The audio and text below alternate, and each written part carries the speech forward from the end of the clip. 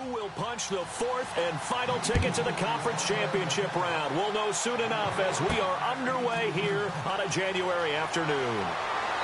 And nice work on the return as they'll start their drive just past the 30-yard line.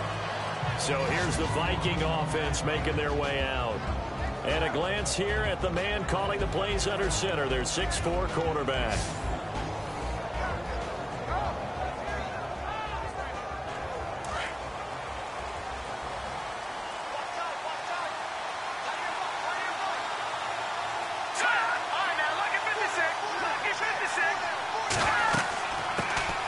Now the first carry for Adrian Peterson. And he'll get this up only to about the 33. 2 yards on the carry there. It'll be second down.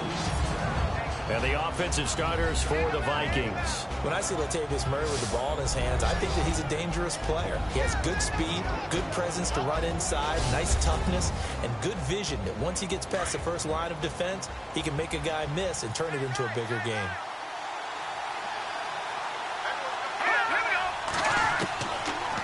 The gun. They'll look to throw. He's going to flip one out here to his running back. And he'll be brought down shy of the 40 at the 38-yard line. 6 yards on the pickup, and that'll bring up a third down. I like it, I like it, I like it. Get everyone involved in the passing game, and you know you can create those great mismatches throwing it to your guys out of the backfield. And on the first drive, that can also help establish some rhythm, right? I think so, and gets everyone involved. They feel like they're part of it, and really gets them amped up as they go forward. An early test, 2 plays in. This is 3rd and 2. Here we go. They'll run it. Here's Peterson. And Peterson, what happened? He lost the football. But a Viking was able to corral this one, and Minnesota will keep possession. Wow, that ball gets knocked free, but a teammate comes along and scoops it up. It's almost like baseball. Guys at bat, people are on base in scoring position. One guy doesn't get him home. The next guy comes through and picks him up. And avoids the turnover. And a nice gain of 21 yards. I do believe we'll see a little bit more of this as this game progresses, because when you can have that type of a game in the middle of the defense, it hurts them in so many ways, because most teams like to be strong down the middle. And if you can sting them there, that'll open things up for you on the outside as well. But that's where their big tight end, is so good, that middle third, the seam routes, the in routes. Yeah, you're right. Probably see more of that. Yeah, it takes a lot of courage and fortitude to go in the middle as well. And he's got it. And complete. Right side, the tight end Rudolph. Only 3 yards on the catch. It's 3rd down. And the big meat on the D-line, we'll see how they do today. And I'd hate to be an offensive lineman having to deal with these guys. They come in hungry, mean, and confident. They think that no one can block them.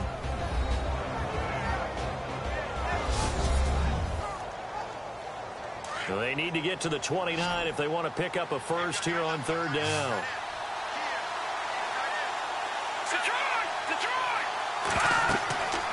Back to throw here. Here's a screen to Powell. And they'll be inside the 35 now at the 34-yard line. A short gain there of just 4, and that'll bring up a 4th down. And a good sign for them right now to have their young quarterback looking confident on the opening drive. Now, we haven't met a young quarterback, a veteran quarterback. It doesn't matter. We haven't met a quarterback yet that doesn't tell us he's confident about his abilities, right? That's true. But when you're young, it's really important to get off to a good start, because it does build up that confidence and allows him to play better as the game goes on. Especially crucial here on the road. This fielded a few yards into the end zone. So now here comes the Eagles offense as they get ready to take over. And we get a glance here at their leader, the man who will be calling the plays under center.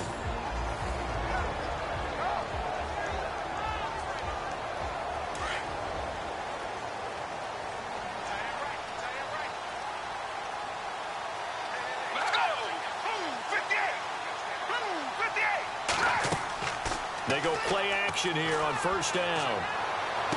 And he goes out of bounds across the 40-yard line. It's a pickup of 16 there, and it'll lead to a new set of downs. What I love about watching the passing game nowadays is that the one-dimensional receiver is really starting to leave the game. You've got to be able to do it all. Of course, you got to run fast. Of course, you got to catch the ball. But route running savvy and toughness, There's a premium for all of that now.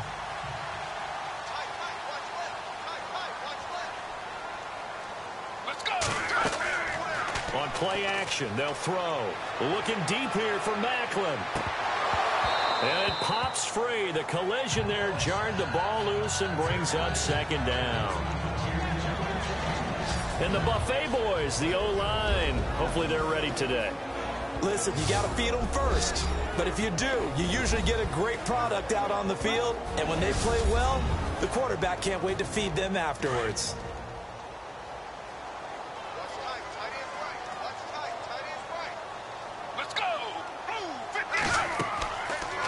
Second down, here's an option right.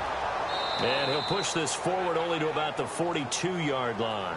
Only a yard there on the keeper, and that's going to leave him with a third down.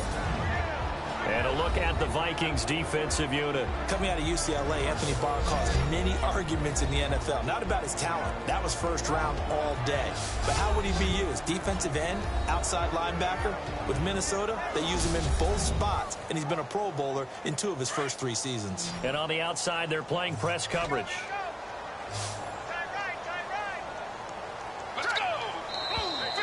Now some movement before the snap. And we'll hear from our referee for the first time this afternoon. Offense. So that one will be accepted. And the Vikings with an extra defender in the secondary on third. Playing coverage here. Let's go! Off the play fake, he'll look to throw. Hard throw, incomplete. It's a great job by this secondary. When I watch them, they remind me of elite defenders on a basketball court, right? They want to contest each and every pass. Great contest on third down to bring up fourth. So on fourth down, here's the veteran left-footed punter Donnie Jones to kick it away. And he'll get this away into the icy winter air. And a good result there as that'll get out of bounds and pin them back at their 10-yard line.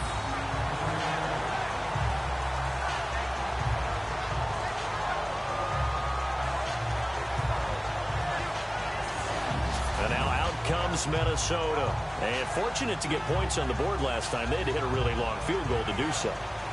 The kickers in today's game are so good and so skilled and hit from distances that we almost start to take them for granted. And we can't do that. That's a long field goal that they got 3 points out of. They've got to feel good about that, and they've got to make sure they love him. Looking for his tight end Rudolph, and it's intercepted. Picked off by Sidney Jones. The rookie picked off the rookie. And guess what? They're pretty familiar with each other. It's not like when I was growing up and the dinosaurs were roaming the earth and you heard about a guy somewhere. Now they run into each other at camps, going through high school ball, recruiting, college games, all-star games, you name it. A lot more familiarity with each other. Philadelphia getting set to take the field. They were forced to punt last time, and I doubt sincerely that they'll have to punt here because they're gifted with terrific field position. I don't even want to think about the idea that they would end up punting starting with this type of field position. Neither do they. Great starting spot, great opportunity to run your full playbook. They want to take a shot here, they can go ahead and do it. Now the first carry for LaShawn McCoy. Even with the good move he showed, he'll be brought down short of the 15. It's a pickup of 4, and it'll bring up second down. When you find that kind of yardage, you couldn't be more confident as a ball carrier. And guess what? You're going to go back and tell your offensive coordinator, I'd like to keep carrying it, thank you.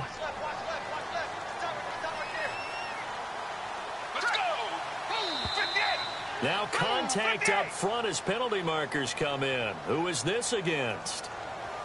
Encroachment, defense.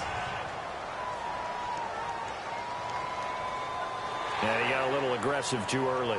And he did, wanting that quick takeoff as the ball was snapped. But I think sometimes those big guys on offense, they're pretty cagey too, right? They make those little sudden moves or those little subtle moves that get you to jump.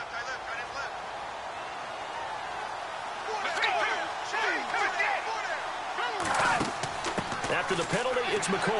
Oh, fighting off the defender. And here he'll get it down to the 7. 6 yards on the pickup, and it leaves him with a 1st and goal. Oh, he's got it going early in this one. That's the Shady McCoy. That's vintage right there, right? Breaking tackles, creating explosive runs. And if they don't take care of this early, look out. This guy's got a big, big day. You know where he got that nickname Shady, by the way? I know you're going to educate me on it. Help me out. Mama gave him that name when he was a youngster. And if Mama named him Shady, we're going to call him Shady. Absolutely. So they pick up the first down after the run, and now they approach for the fresh set. Now a shotgun snap as they'll look to throw. And the Eagles are in for 6.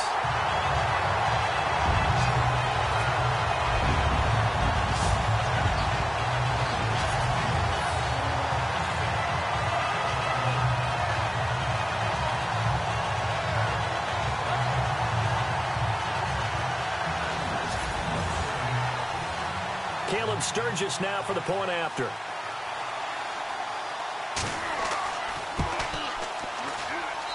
And this is up and good to make it 7-3.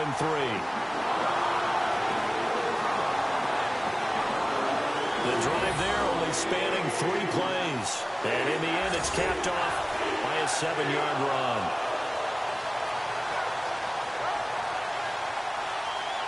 Sturgis out now to kick this one off. This one fielded at the 5.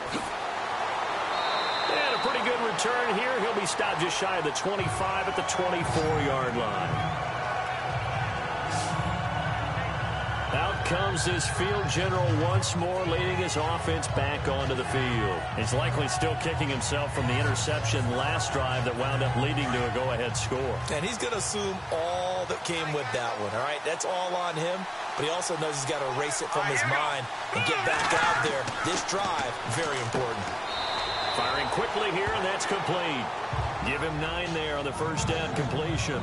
We've seen quite a bit of the short passing game here early on first quarter, haven't we? We have, and I think it works a couple of ways for this team because, number one, you throw the short game until they stop it. And if they're not going to stop it, you keep throwing it, and occasionally you'll break a tackle and turn it into a bigger gain.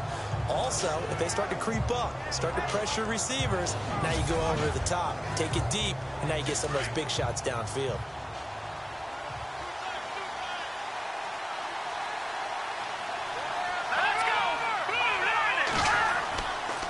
Second down, Peterson. And to the 42-yard line here and brought down there. They get 9 out of that one, and as a result, the drive continues.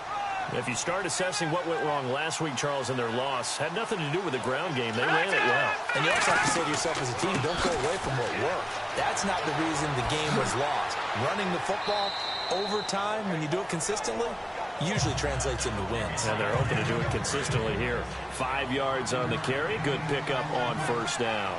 Partner, I think from our experience together, we have learned that most offensive coordinators are going to tell you, if I'm going to run the football on first down, I've got to get at least 4 yards. They got 5 here. They got to feel pretty good about that one. And nowhere really to go there. He'll take this up just shy of midfield. Still a couple yards short of the first as the 3-yard gain brings up a third down. Well, if the coaching staff's doing a good job upstairs, they'll file away what they just saw from the defense right there. They sold out to stop that running play. I'd say keep that in mind. They want to try that again. Go play action, hit them over the top. It's a 9-yard gain, and it keeps the drive moving. So many times you hear today's NFL described as a space game. Get your best players into space with the football in their hands. That's why sometimes you just swing it out to your runner, get him out in the flat, and let him have a chance to make people miss an open field. It's a loss of 2 there, bringing up second down. I think there's one element that just keeps increasing on defense in the NFL, and that's speed. They want it at every position, and we just saw there some linebackers who can go sideline to sideline, run past that trash, go past people, and make tackles near the sidelines. And not only near the sideline, but also in the backfield there for the loss. And here he'll be brought down a little shy of the 35 at the 36. 8 yards on the completion, but now they face third down. All right, I'm doing my rudimentary math here. That's his 3rd catch here in the first quarter. I don't know if it's just game plan or he's just finding his way open. And maybe a little of both.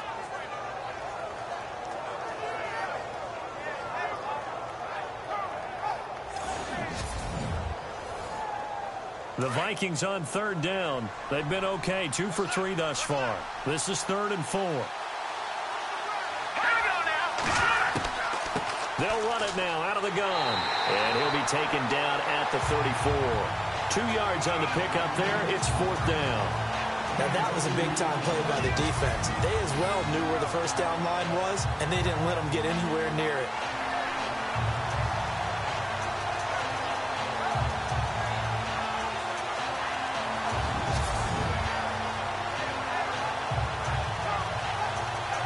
So out comes a field goal team now for the second time here today.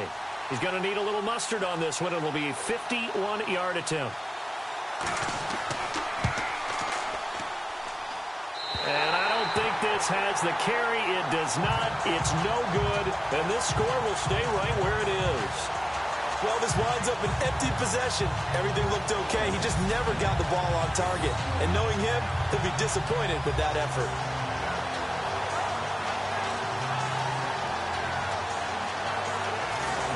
Philadelphia getting set to take the field. And for them, a touchdown their last go-around. Obviously, they'll be hoping to do that again. And when you start plotting for this drive, when you start thinking to yourself, okay, what are we going to do? You don't go away from what you did before because that worked, but you have to be prepared for wrinkles and counters because you know they'll make some adjustments. Let's go! They'll try and start this drive in the air. Under a heavy rush, and down he goes. And on that one, the protection just broke down.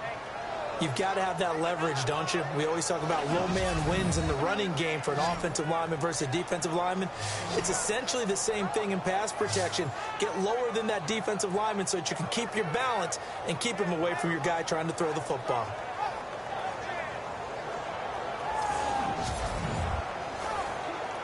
So the defense gets to the quarterback. Now the offense backed up on 2nd down.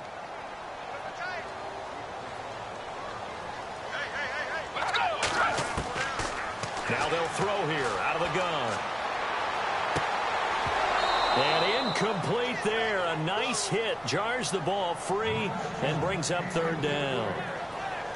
And Charles, got to like what this defense has been able to do these last couple of plays. Yeah, they get the sack on 1st down. Then they force the incomplete pass. Now they're just a play away from getting the football right back. But it's a big play. They've got to hold up.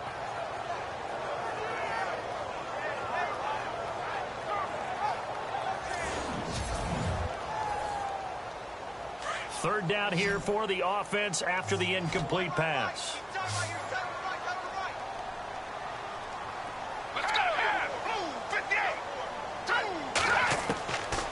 They'll set up to throw. And this is Ertz with it, right side. And he'll be brought down shy of the 40 at the 38-yard line. Good defense holds him to only a yard, and it'll be 4th down. One hallmark of good defenses is understanding the game, understanding positioning, and tackling immediately in the secondary after catches. I think we just saw that on display right there. Got to him before he ever had a chance to think about turning it upfield. A good return there, call it 13 yards. And the Vikings will take over here 1st and 10. And now out comes Minnesota. Last time out, they had that long 50-plus yard field goal that they missed. And I'm sure on their sideline they're thinking to themselves, okay, do we still want to try one if we're in that position again? And I would dare say that the answer would be yes. They're going to have a lot of confidence in their kicker. But just to be on the safe side, I'm sure they told their offensive guys, can we get a little bit closer this time? Closer. Yeah, well, you know, I'd rather get in the end zone first and foremost. But if all else fails, less of a field goal attempt for him. A good run there on 1st down, and it'll leave them with a 2nd and 2. And that looked like some pretty easy yardage there right up the gut. And he's a guy that has some height to him. So when you don't have to drop a shoulder or create or get through contact or trash, makes it a lot easier to stay upright, see the field, and make a run as we just saw there. Pretty good job defensively. Thought he was going to get it, but they knew where that marker was, and they stopped him just short of it. What it does is emphasize that strategic football and situational football is not just played on the offensive side, is it? Defense understanding, as you noted, where the 1st down marker was and making sure they didn't get there. 3rd down, it's Adrian Peterson. And he will have a 1st down as they get him to the ground at the 37. Officially a gain of just a yard there, but they do convert on 3rd and inches. I don't know about you, but that almost felt like old-time football there. 3rd and 2 is not necessarily just a running down anymore. A lot of times they want to throw the ball. They went back to the roots and powered forward to get the first down. No gain on the play there, second down. Wasn't able to get anything, no gain. Fumbled once already. Maybe he's being a little careful. Not necessarily on that play, but I'm sure that's in his mind somewhere. Oh, without a doubt, because protecting the football is job one for anyone who's carrying it. And that's exactly what he tried to do on that play, but it didn't gain him any yardage. Oh, man, for him to be that wide open and drop it. Sometimes you have just too much time on your hands, right? You end up thinking way too much, and your hands get shaky. And yes, he's a tight end, but that's a catch he should have made. On third down, he'll drop to throw. Oh, it's a screen pass. That's complete. And a loss of 3 to bring up 4. Well, you can see what they wanted to do. They wanted to set up the screen there, but it got blown up. It's hard to run that play if you're not getting a lot of pressure at the quarterback because the space doesn't open up. They were able to read that one and slow it down and stop it before they could get a first down. 1 quarter gone in this NFC divisional round matchup. 7-3 the score. And we're back to Philadelphia after this. The NFL on EA Sports is fueled by Gatorade, the sports fuel company. Back now with Charles Davis. I'm Brandon Gaudin. Second quarter begins with the Vikings holding the football. They are, however, facing a fourth down situation. So on fourth down, here's Ryan Quigley now to kick this one away. Back deep is Darren Sproles.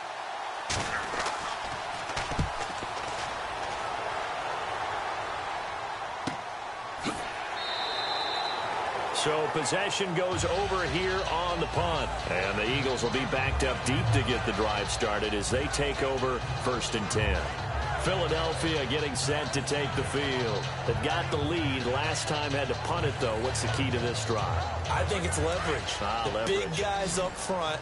You know the motivational speech on the sideline is, guys, give us an opportunity. Protect the passer, create space for our runners, and let's go ahead and get these guys. Low man wins. Let's go do it on this drive. We'll watch that leverage on this drive. And he'll avoid the tackle there with a slide. That one good for 10 yards. And it'll be second and very short.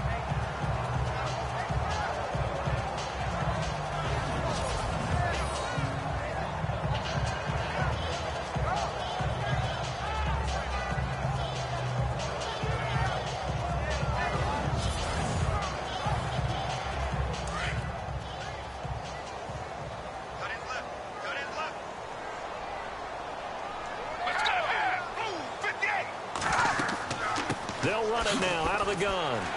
And he'll get it up near the 35, right at the 34 here.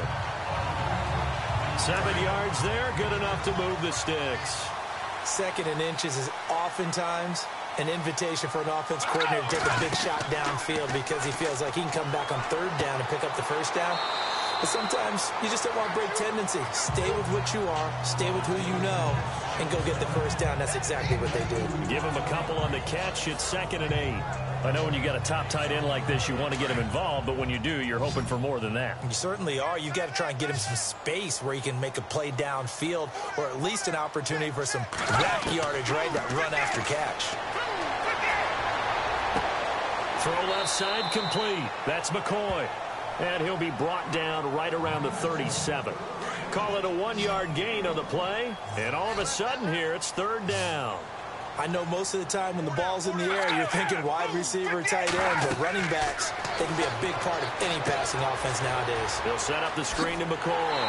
And a big collision there as he winds up flat on his back at the 46. 9 yards on the pickup there, and it keeps the drive alive.